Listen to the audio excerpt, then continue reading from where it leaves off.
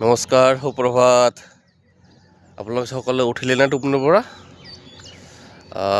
আজি বিশেষ ধন্যবাদটো আছে। আজি 26 জানুৱাৰী গণতন্ত্ৰ দিৱস,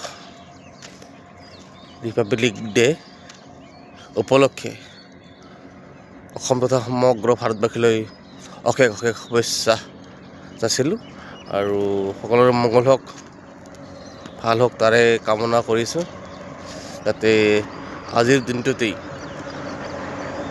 আমাৰ অশুভ শক্তিবিলাক নাইকিয়া হৈ পৰক।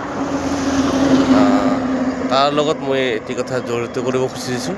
কথাটি হ'ল, আমাৰ হিয়াৰাম মুথু জুবিন গাৰ্গ মৃত্যুবৰণ কৰা 4 মাহ প্ৰায় হ'লেই।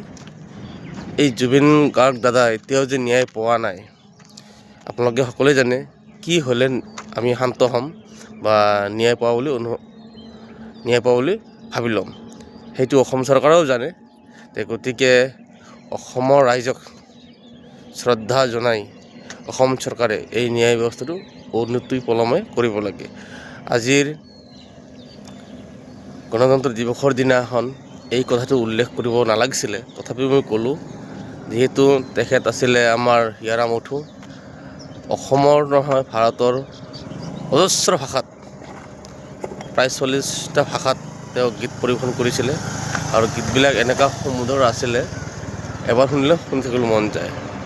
তৎসত্ত্বেও অসমত যিমানকেইটা জাতি জনগোষ্ঠী আছে, প্ৰত্যেকটা জাতি জনগোষ্ঠীৰ গীত তেওঁ গাইছিলে।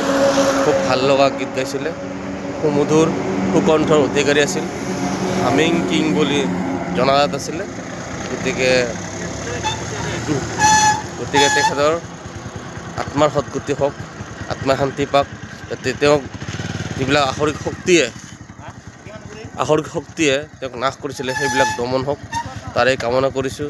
আজিৰ গণতন্ত্ৰ দিৱসৰ দিনাখন মানে এই বাৰ্তাটোৱে মোৰ মনৰ পৰা ৰাতিপুৱা ওলাই আহিল। যাই হওক, শেষত আকৌ আপোনালোকক শুভেচ্ছা জনালোঁ। ৰাতিপুৱা ৰঙা চাহ একাপ খাই লওক, যিহেতু মোৰ ৰঙা চাহৰ প্ৰিয়। আজি সোমবাৰ, খুব ভাল দিন। ৰাখিছোঁ, শুভ ৰাতিপুৱা।